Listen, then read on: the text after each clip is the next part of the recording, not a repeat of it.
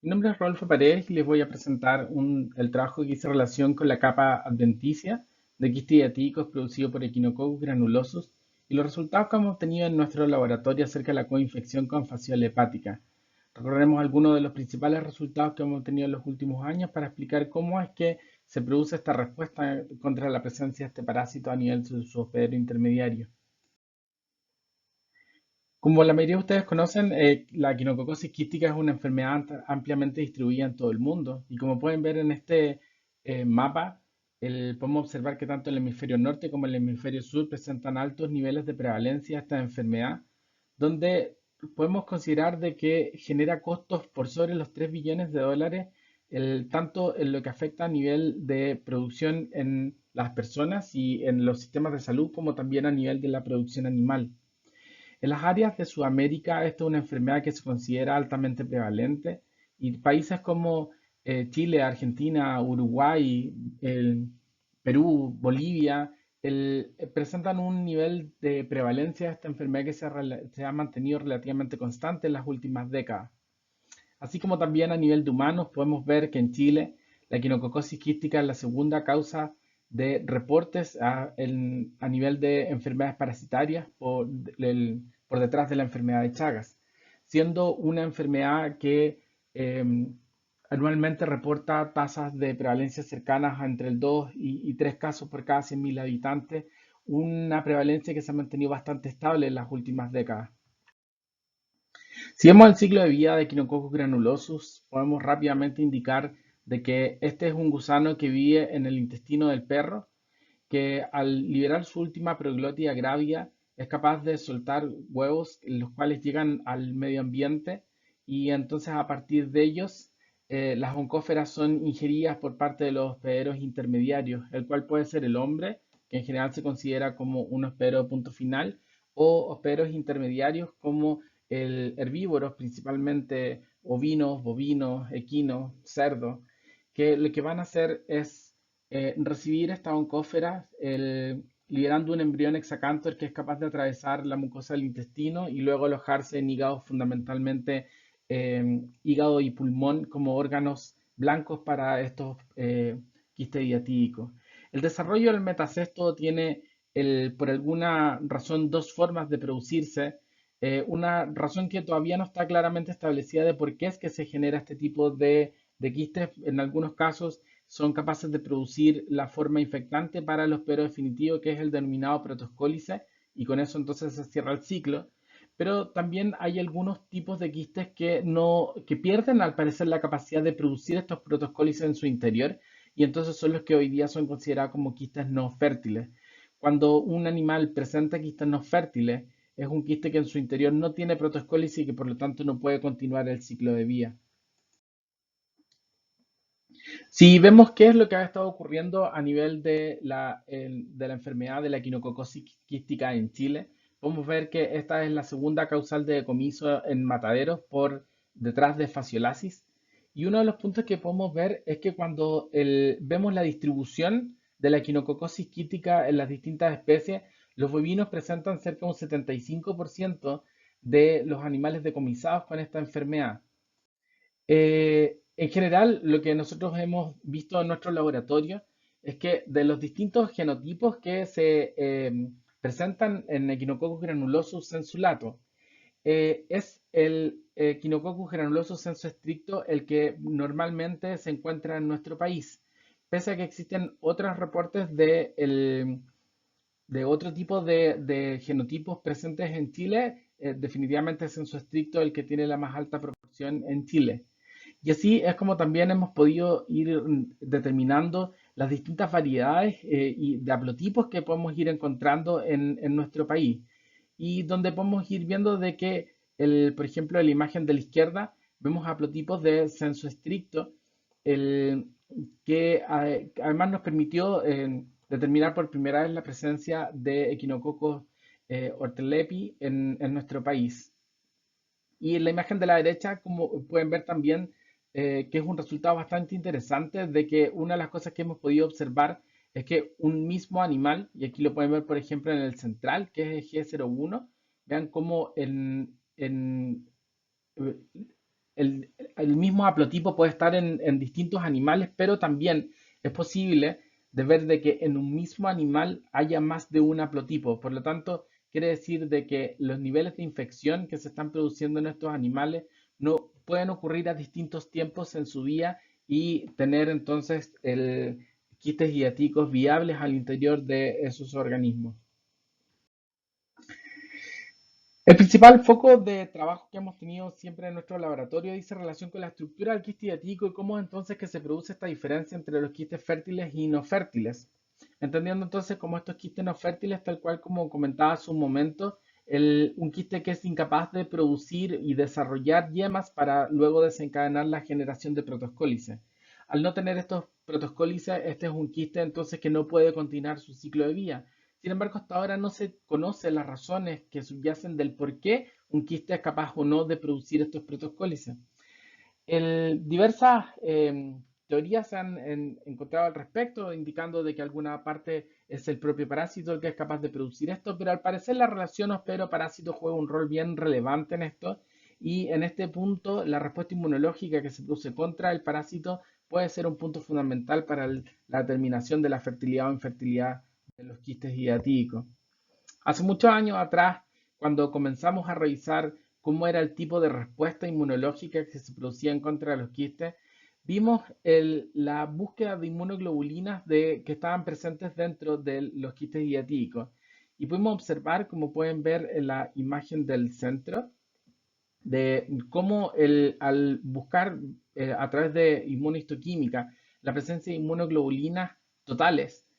tanto de los subtipos 1 y 2, que es el que está denominado como IgG H más L, podemos ver de que hay una marca que se obtiene dentro de las capas fértiles, pero que no está marcada como la que podemos ir obteniendo con la visualización de IgG de tipo 1.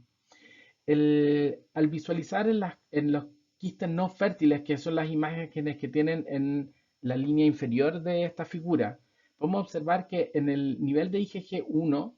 esta es una marca que se ve bastante el- clara a nivel de la capa germinal del quiste diatídico, que es la que está más hacia la derecha. Y en ese punto, una de las cosas que podemos ver es que también el nivel de inmunoglobulinas que se presenta en la capa adventicia es más baja que la que podemos encontrar al mirar IgG2. Uno de los puntos que hemos visto es que la presencia de IgG1 pareciera estar bien relacionada con la determinación de la generación de estos quistes no fértiles, y la presencia de IgG2 pareciera estar más vinculada a el desarrollo de los quistes diatídicos con la consecuencia de producción de protoscólices. Uno de los puntos que hemos tratado de ir viendo entonces es cómo el salir de lo que se estaba analizando de lo que estaba ocurriendo a nivel de la capa germinal, y si entonces era el hospedero el que pudiera estar determinando cómo es la generación de esta fertilidad o no de los quistes. Entonces tendría que ser de que los tipos de respuestas inmunológicas que se producen a nivel de la capa adventicia tendrían que ser diferenciales. Ahí entonces hemos empezado a revisar cómo tanto en bovinos como en ovinos podemos ir determinando que existen ciertos patrones diferenciales de cómo es que se está produciendo esta respuesta al interior de los quistes hiatídicos y a nivel de la capa adventicia. Uno de los puntos que hemos podido revisar, y en la imagen que encuentran a la izquierda, es que pudimos determinar de que al interior de las capas germinales pareciera que existe una posibilidad de que ingresen algunas células, y hemos podido determinar mediante inmunohistoquímica que ese tipo de células que podemos ir viendo en el interior son del tipo de los macrófagos. Por lo tanto, debe existir algún tipo de respuesta de parte del hospedero que logre atravesar esa capa laminar y llegar hasta la capa germinal, que era un hecho que hasta ahora no teníamos antecedentes en la literatura. Un punto bien interesante también, que es como podemos ver a la derecha, es que cuando vemos el grosor que se tiene de la capa laminar, esa capa laminar en los quistes fértiles tiene un grosor mucho más alto, cercano a los 200 micrómetros, con respecto a el pequeño grosor que tiene las capas de los quistes infértiles.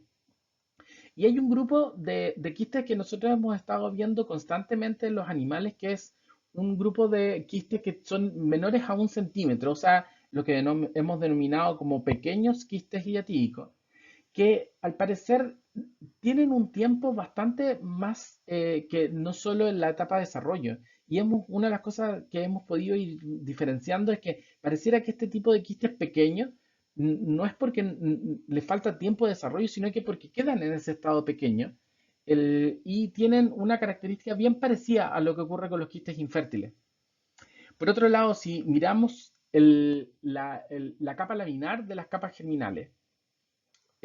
o asociar las capas germinales, y pueden verlo en la imagen que está abajo a la derecha. Pueden ver cómo las flechas están señalando que existe, parece, un nivel de desorganización de la capa, de las distintas capas laminares, que al parecer entonces las células que están dentro de la capa adventicia son capaces de ir degradándola y entonces con eso ir como haciendo más delgada esta capa laminar y por lo tanto una celularidad que se acerca más al nivel de lo que está la capa germinal del quiste diatídico. Con ello, entonces, parece bien asequible la idea de pensar de que es una respuesta inmunológica o una respuesta del hospedero en contra de la presencia del quiste que empieza a debilitar este nivel de capa laminar y en esa medida entonces podría estar relacionado con la no fertilidad de estos quistes.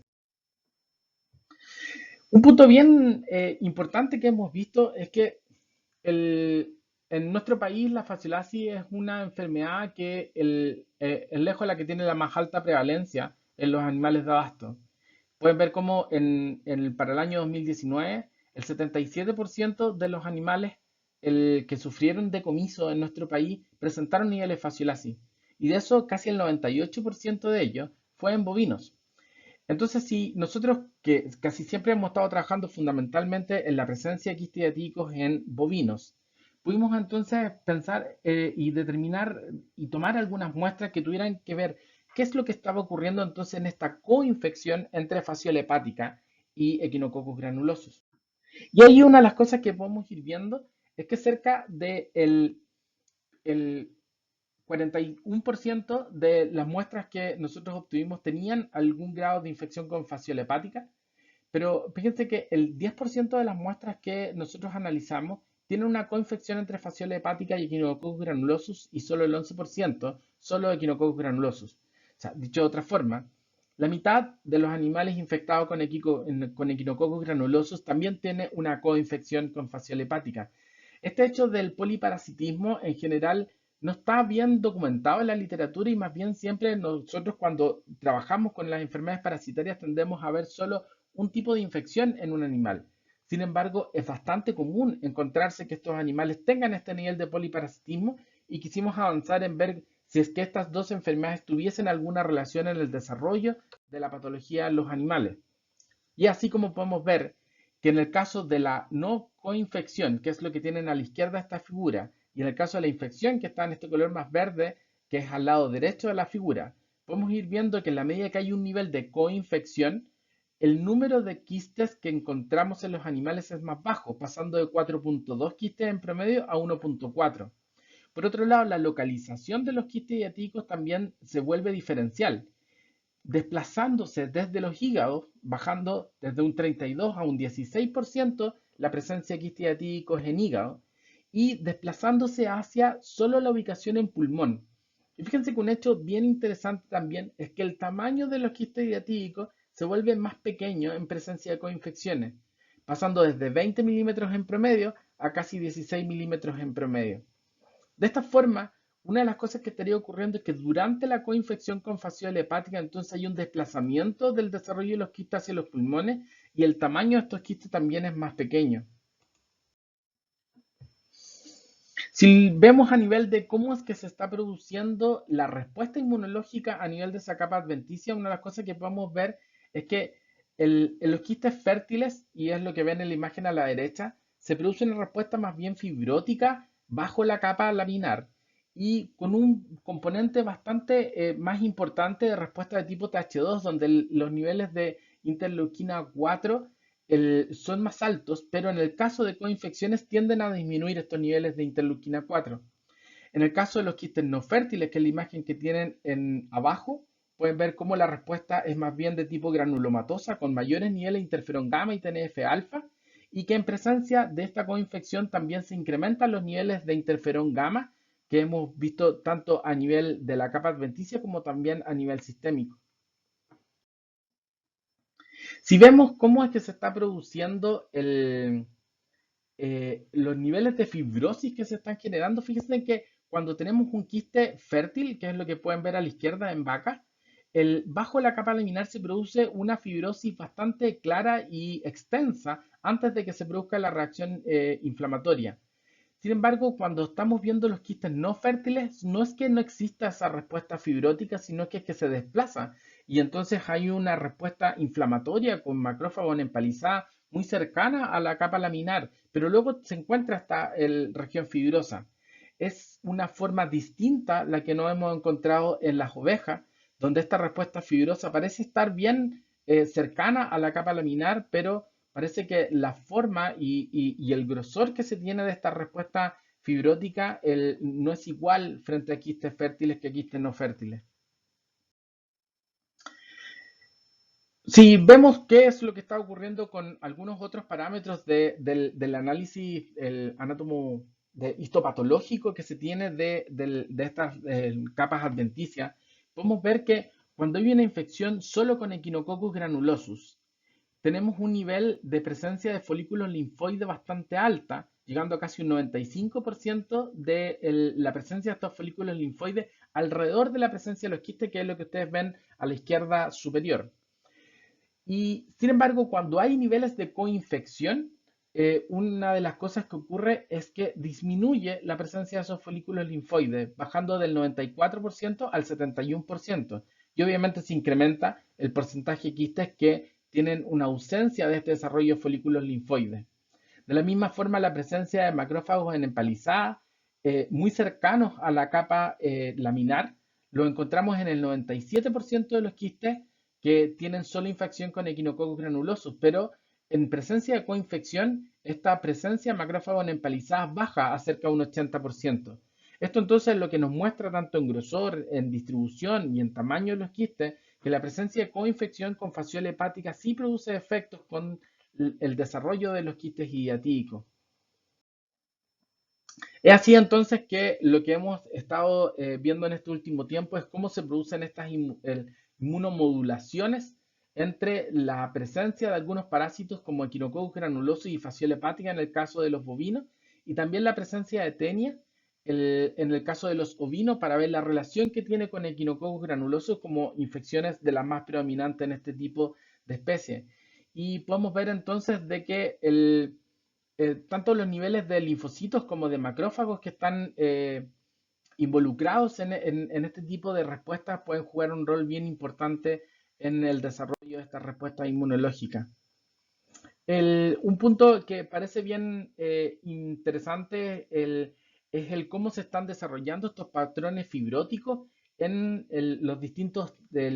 tipos de capas adventicias según los tipos de quistes que encontramos.